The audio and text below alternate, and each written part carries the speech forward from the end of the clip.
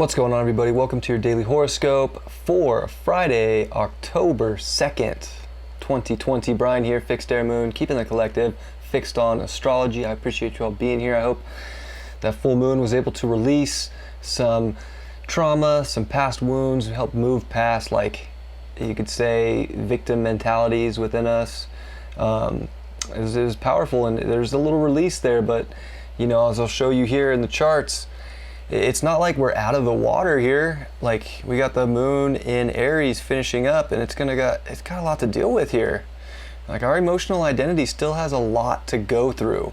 It's got Eris and Mars conjunct that the moon's got to cross over, squaring all the Capricorn stuff. So it's going to start off squaring Jupiter and Pluto and Saturn, meet up with Lilith. I mean, we're being faced even today with like big emotional changes of like finding that nurturing ability to step into our identities, to step into where we want to move forward with, to step into how we're going to go about long-term plans. And you know, it's heavy stuff. And Pluto is quincunx the north node, so I think more than ever it's going to feel extremely difficult to go towards something that makes sense, that's beautiful, that has like a vibe, like a twin-like vibe or anything like that. Like, that's where we got to go, is that keep that curiosity going and look for the truth and the facts in life and not get lost in crazy things. But it's going to be a transformation, and it's going to feel weird and sticky with that quincunx. So it's just, you know, it's one of those days. And we got our goddess Venus here just leaving Leo, and is at 0000 today. So that is, of course, where the fixed star Regulus is at today. So there is still that exact conjunction with Regulus, and it is this lion's heart. It is this courage to go out and build something, go out and put that work in step by step to go towards a harmonious reality and a harmonious truth that makes sense to us, and to, you know, not get stuck, you know, with any sort of guru, whether it's a spiritual guru or a religious guru or political guru, or you name it. Like, that stuff's all over here, you know. So we gotta keep going for that. And you know, Venus is at fall position here in Virgo, so it's kind of like a big shift that we're all gonna have to deal with.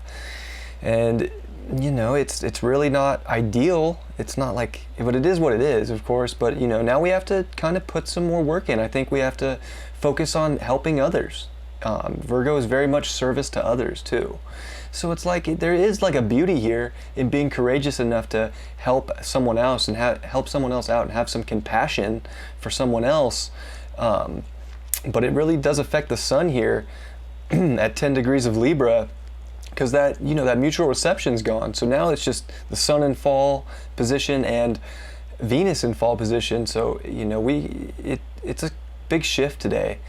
And we still have to figure out a way to nurture ourselves and nurture our identity, and to, you know, have the drive to move forward even with obstacles in our way or whatever has to shift. We have to be willing to put something in play.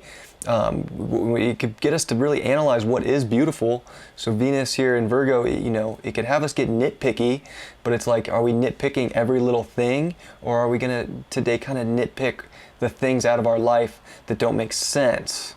So there's like, all things for a reason here in this chart, but there's definitely something about, you know, kind of being picky for the right things and releasing and transforming through things that no longer serve you. You know, we just came off that full moon on Chiron. Like, we have to let go of some wounds, and we also have to kind of nurture ourselves back. You know, but it is really like ourself here that we need to work on to see this balance, to see this harmony, and to have actual balance with other people, and like, you know, have good relationships. Libra, of course, is relationships. It's aesthetic, it's beauty, it's other people, the scales, the balance, all that. And it's things are going to start ratcheting up in reality and making it seem really weird to find any sort of truth too.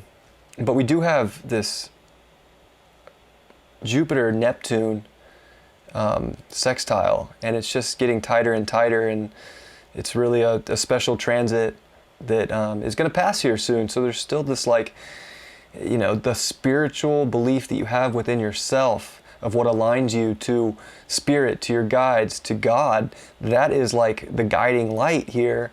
And it's about going deep within to find that, and then to find it and build off of that, and to figure out a way emotionally to push through any blocks to go towards the identity you want, to transform the way that makes sense in your own life and in your reality and in your immediate reality, especially what actually affects you and what doesn't actually affect you. And that's kind of the test here. As we go through this, Mercury at 5:45 is going to move to 6 degrees and really start to build that opposition to Uranus. So Uranus is playing a huge part again today. It was a part of that full moon. And here we are with Uranus and Mercury in opposition. These are really the octaves of each other. Mercury being the lower octave, ruling like kind of our conscious mind, and Uranus kind of ruling our higher mind. And again, this deals with people, with Scorpio here and Uranus. Uranus does deal with people and humanity. I think we gotta be able to get the conversations right, especially with this Juno and Mercury in relationships and the sun. Like, there's a big thing about communicating that deep truth and being vulnerable, and to make our realities better, to make everything make sense. And this is going to be weird because Mercury is going to really slow down here and go retrograde in Scorpio on the 13th. So this is a long, drawn out Mercury transit. Mercury's skipping through the zodiac, moving sometimes 2 degrees a day here on this wheel. So it's like when Mercury slows down and starts making these hard aspects, it's a little weird. And also making weird aspects to the nodes, with a sesquiquadrant to the north node and a semi-square to the south node. So I think our mind is really trapped in a deep place about where we have to go and where we have to go with others, and how we have to communicate some deepness within ourselves to, get this ultimate reality. And Uranus is going to, make it feel out of this world. Unexpected things are going to come to mind here. And sometimes it's about taking that risk. There's definitely risk involved here with all this Capricorn energy too. So it's just that kind of a day, I would say. We're not out of it yet, but it's good. We can build here with this Earth energy, with Virgo, with Venus in Virgo. I think there's something about getting things right in our life step by step and harvesting the reality that is actually beautiful, having the relationships that are beautiful. But there has to be this common deep connection, or are you wasting your time, or is it really there? And I think relationships are going to be a big deal moving through the rest of this year, especially through the rest of Libra.